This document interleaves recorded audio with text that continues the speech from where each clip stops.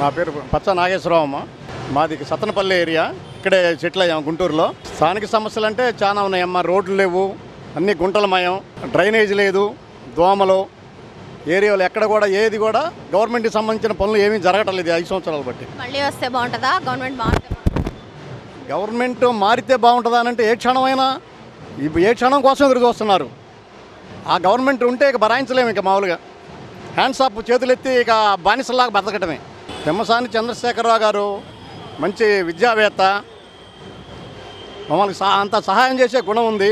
అమెరికాలో కూడా మంచి కాలేజీలకి, మెడికల్ కాలేజీలకి కానీ అన్నీ చాలా సమస్యలు చాలా తీర్చిన వ్యక్తి.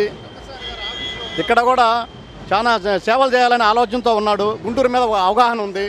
2014లోనే నుంచి ఇక్కడ నుంచి స్టడీ చేస్తున్నాడు. కొత్తగా ఓటేసే వాళ్ళకి మీరు ఇచ్చే సలహా ఏంటి?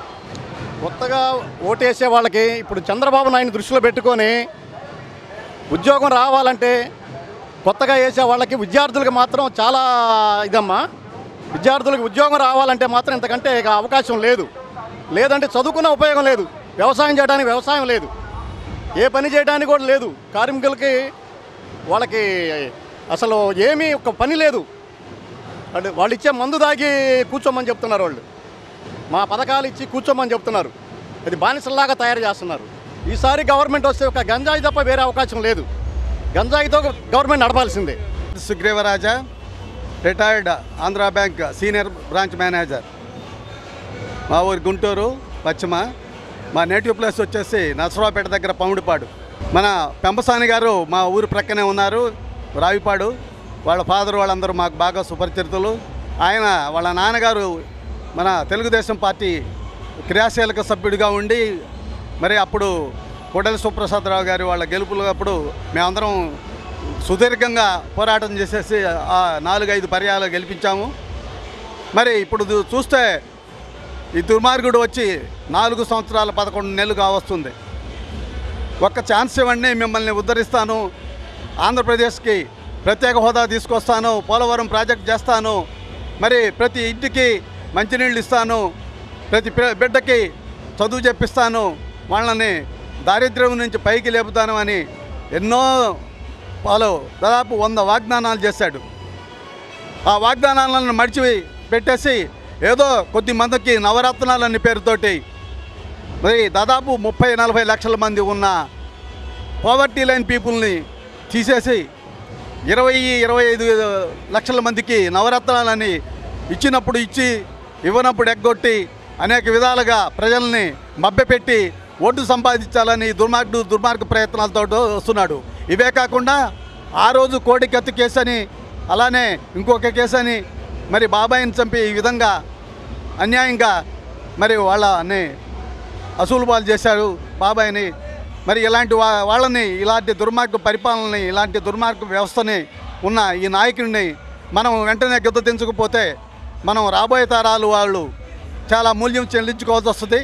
ఈ ఎన్నికలు అనేవి అభివృద్ధికి, సంక్షేమానికి, దుర్మార్గానికి, దురాక్రమణకి, ఆక్రమణలకి, దౌర్జన్యాలకి ఇది పోటీ. కాబట్టి దార్శనికుడు అభివృద్ధి మరి సంక్షేమం అనేది రెండు కళ్ళుగా చూసుకొని రెండున్నింటినీ ఒకే సమాంతరంగా అభివృద్ధిలో పయనించే ఈ దార్శనికుడు మరి చంద్రబాబు నాయుడు గారిని ఈ ఎన్నికల్లో 125+ సీట్లతోటి గెలిపిస్తారు. ప్రజలు కూడా అదే విధంగా ఉన్నారు. ప్రజలు కూడా మార్పు కోరుకుంటున్నారు, అభివృద్ధి సంక్షేమం కోరుకుంటున్నారు.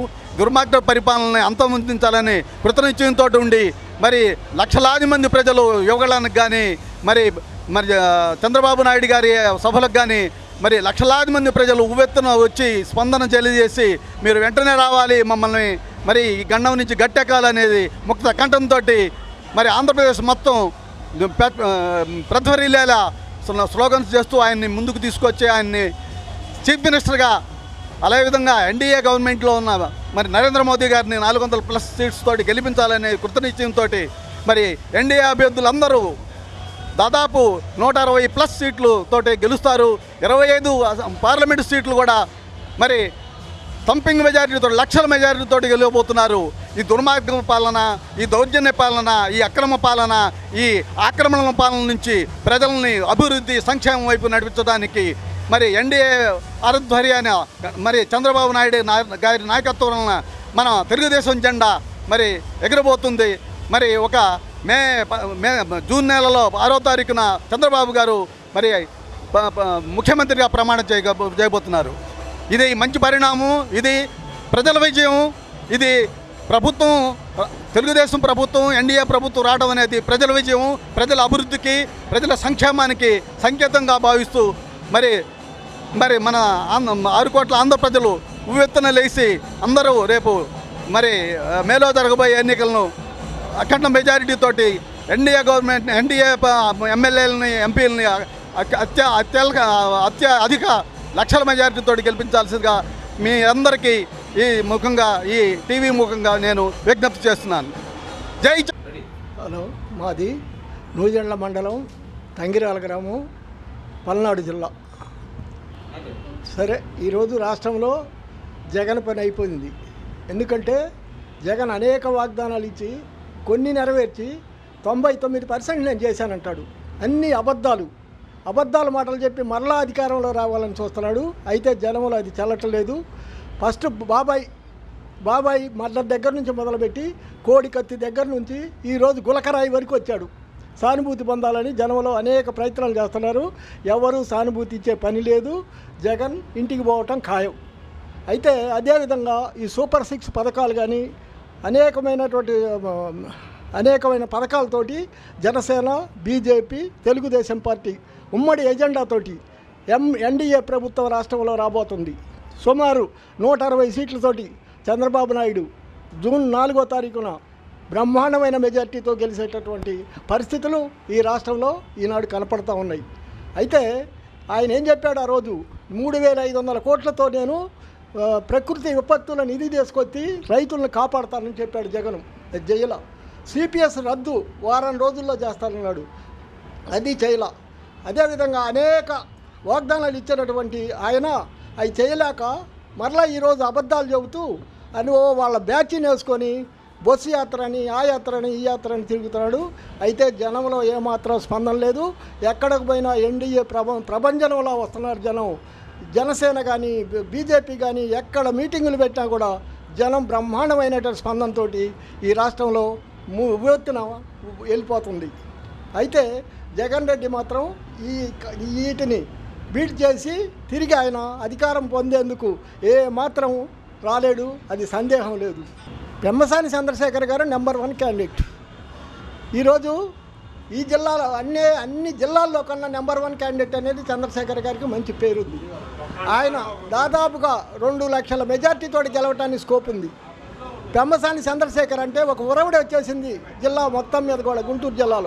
గుంటూరు జిల్లాలో ఉన్నటువంటి 7 కాన్స్టిట్యున్సీలు కూడా చంద్రశేఖర్ గారి ఆధ్వర్యంలో గెలిచి తప్పకుండా చంద్రశేఖర్ గారు మంచి మెజార్టీతోటి పార్లమెంట్కి పంపిస్తున్నాం.